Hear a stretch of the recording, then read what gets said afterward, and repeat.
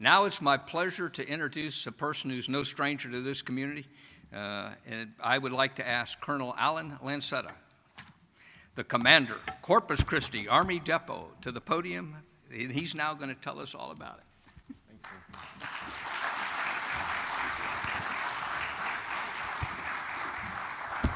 I'm going to walk around if that's okay with everyone. Can you hear me okay? Right. Sir, General Slosher, General Young, General Munt, thank you very much for your attendance here. Sergeant Major, I know the boss is getting on his way, so thank you all also for attending. Thank all the CCAD personnel here. They've worked a hard year, and I'll go through that here in a minute, but they've had a tough year this past year. But before I continue, we got a video about Mr. Luther Jones that I'd like to show. So if we would, please go ahead and roll that. You may have known him, for his name took many forms. You may have been influenced by him, as he is influential even today. He came to what was then a RADMAC, the Army Aeronautical Depot Maintenance Center.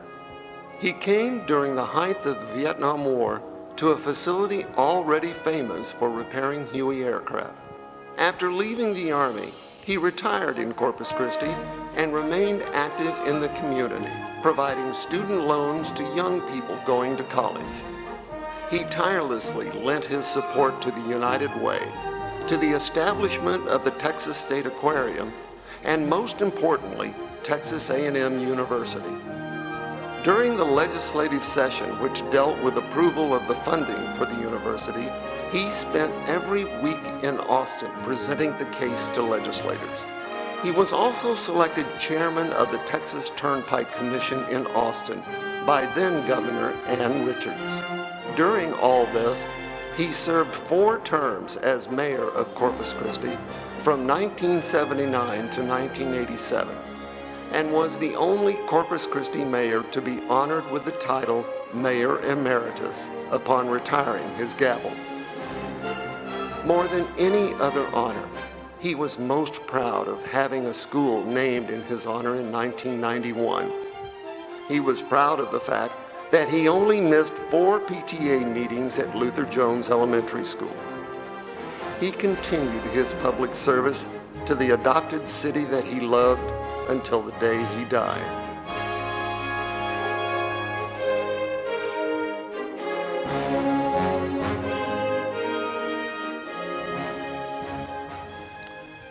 So I was talking to Miss Honeycutt and Miss Jones today, his 2 daughters that are here, lovely ladies, probably 29, 30 years old right now. And really do think that he would be super proud of what is going on in his name, and I know that they represent him. So again, thank you ladies for being here. Really proud of our association with your father, so thank you again.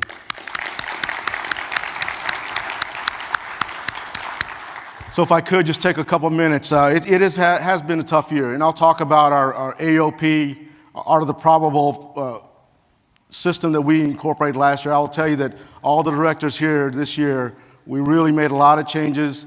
They'll tell you they were bought in at first, but I'll tell you they weren't. But it's truly a credit to them that they bought in after a few months, and we're at the situation we're at now because of their hard work. So if you would, next slide, please. Next slide. So no, I want to stay here. So everyone sees this slide here, but if you were at Corpus Christi today, because of the storm, you would see that we would be called Orpus Christi because the sea is gone and then all this is gone up here. So that's just an indication of the damage that we took during Hurricane Harvey. One of the things I want to show you today is what happened during Hurricane Harvey and in the aftermath and the work that our folks put into getting back to production, because we really lost 8 full days of production. And I'll go over that here in a minute. Next slide. So we did finish out strong though. Even though we have this thing called our Crystal Ball, that is a software program based on the stuff that's coming into Corpus Christi and what we can get out as far as output. So this year we owed the Army 32 helicopters, UH-60 recap helicopters. Our crystal ball was saying before the storm we were going to get 27 helicopters complete, only because of supply chain management and the throughput we were getting from the material system, our sources of supply, et cetera. At the end of the day, by 30 September, we did 32 out of 32 helicopters. And that's because of the hard work of these folks. So we lost 8 full days of production. In terms of CCAD, that's $3 million a day. We still made, at this year, $819 million for this fiscal year. Our goal was $856 million, so you just do the numbers, and we would have been pretty close to that goal, even though we would have had 8 days of production being done. And along with that, the hurricane had 49 displaced families from CCAD. Because when it hit further north in Rockport, many of our families live in Portland, Rockport, Port Aransas, all those areas that are hit. And we still have 20 homeless families total, include 18 from CCAD and 2 from our supporting elements, TMDE and DLA. But again, at the end of the day, by 30 September, we rebuilt 6 A64 crash battle damage Apaches back out to the warfighter, never been done before. We did that in about 8 months. And it's because of the hard work of the artisans like George Gonzalez and my directors that are pushing every single day. Our biggest portion of CCAD is our component line. 13,000 more components back into the warfighter's hands, back into the Army, along with our components that we produce for the Navy and the Air Force as well. So they did a pretty damn good job regarding the hurricane. And I'll tell you, when I first walked in there, I evacuated with the Navy North. Many of my deputy, who's not here today, but will be later this afternoon, stayed here on Corpus Christi to determine what the local damage was like. So we did some cross-leveling. My chief of staff was a little further north. Chief of operations was north, so we did a little cross-leveling so to ensure that had we had the worst-case scenario that we thought we were going to have, is that somebody would be able to come back quickly and begin the recovery efforts. So next slide, please. What I'd like to show you is what we call our timeline for the storm. I was telling General Schlosser and General Yellen and General Munt today, we went from core, condition readiness level 5. Anytime during the hurricane season, we're always at condition readiness 5, which is what we are today. We were at 4 the day of the hurricane, but it went from core 4 to core 2 literally in about 8 hours. So we made a decision immediately. We were in the process of flying out 5 helicopters back north. One was already flying back to its unit, but it hit so fast that we made a decision immediately. We're going to stay put. We're going to button down those helicopters. We're going to prep everything that we could and move everything from the surface to the second floor. As a result of that preparation that all the folks at CCAD did, we lost no helicopters, period. And we had anticipated a Category 4 to 5 hurricane hitting center mass in Corpus Christi Army Depot, which is right on the bay. Luckily, it went north, and we feel for those families that were hit in Rockport. Again, part of my formation was part of those families. So it hit north, but a lot of our damage, if you know anything about hurricanes, is once it hits landfall, it starts a counter-clock rotation, and we got the majority of our damage to Building 8. So next slide, please. So this is the preparation beforehand. As you can see, we did as much as we could as far as water intrusion and moving everything from the first floor to the second floor. The hurricane here was scheduled again, hit center mass at the depot and Corpus Christi. Next slide. So we have cameras. We've got 120 cameras across the depot, and we started losing power across the Navy installation for the first night. So H-hour, this is what the depot started seeing through our cameras immediately. As you can see, we already started seeing water intrusion here and then outside of the depot. But the aircraft right now were prepped and ready to go, and there wasn't too many worries. The biggest worry was the winds. So back in 1970, the depot first had a Hurricane Celia, and the hangars along the bay survived that hurricane. But that's 47 years ago. We weren't quite sure what the hangars were going to be like during this hurricane. If it had hit Category 5, that was our biggest worry, was how are our hangars going to survive those winds? The winds and the water intrusion were our biggest worries. Next slide. So as you can see here, this is the storm conditions as we saw them through our cameras. This is really a day later, but we started seeing water intrusion immediately. Not knowing what we know now, we thought the hurricane and the storm was going to get worse throughout the night. So we had an EOC that was stood up. We did a two-pronged approach, if you will. Our EOC had about 4 or 5 folks from my security element and my MPs with the Navy. The Navy had fully evacuated the naval base here. At first, they were going to stay in the naval base, but then they made the decision, the Navy commander, we have to fully evacuate. The 2-star said, get everybody out of there. So they fully evacuated to Kingsville, about 45 miles west, and then their EOC went to Fort Worth, Texas, very close to Dallas, as you well know, 6 to 8 hours up. That's where I evacuated up north, and then the EOC was in Kingsville. Next slide. We saw that we already saw some damage the next day. As you can see, one of our clamshells was totally damaged. We started seeing tiles and roofing come off the building 8, and then this is the smaller clamshell. The larger clamshell, next slide, had similar damage. We saw a lot of water intrusion on our hangar 8, and then again, our clamshells. This is what the depot's front part of hangar 8 looks like now. We saw a lot, even though we moved many of our equipment to the second floor, what the hurricane did was blow the roofs off of building 8, and we had a lot of water intrusion throughout the depot. That's what our largest amount of damage was, is water intrusion. We had some wind damage, but it wasn't as substantial as what we thought initially. So as you see here, this is one of the office spaces. It just started coming down on it. One building was literally, it looked like it was oozing water for about 8 hours straight from what my deputy was telling me. Next slide. This is what our parking lots looked like. Everything on the roofs were gone. These are fiberglass sidings along our hangars and our buildings that were totally blown off. Next slide. And again, as you can see, one of our clamshells and on top of a roof here. So when we first got in, when we were able to go back into the depot, we wanted to phase this in. Phase 1 was going to be the initial assessment. What my biggest concern was electrical or electrocution of our personnel, with a lot of damage all over the place. We didn't know what wires were in place. So we wanted to do an initial assessment outside only, exterior assessment. The Navy damage assessment team arrived that Sunday. We did an initial assessment with all the directors, Mr. Wagner, of what it looked like outside. I didn't want to move anyone in until we got experts to literally uncage or unplug anything that had electrical wiring to it, to the depot, in fear of someone stepping or getting electrocuted where there was water. So next slide. So we established an EOC in our education center. The EOC was pretty much from day one, even before the storm hit, I was sending reports to General Gabriel, to General Perna, our 4-star commander, straight to our vice, General McConville, up in D.C. So they were seeing what damage was already done from day one. We were communicating every day. We did 2 sessions, 07:30 in the morning.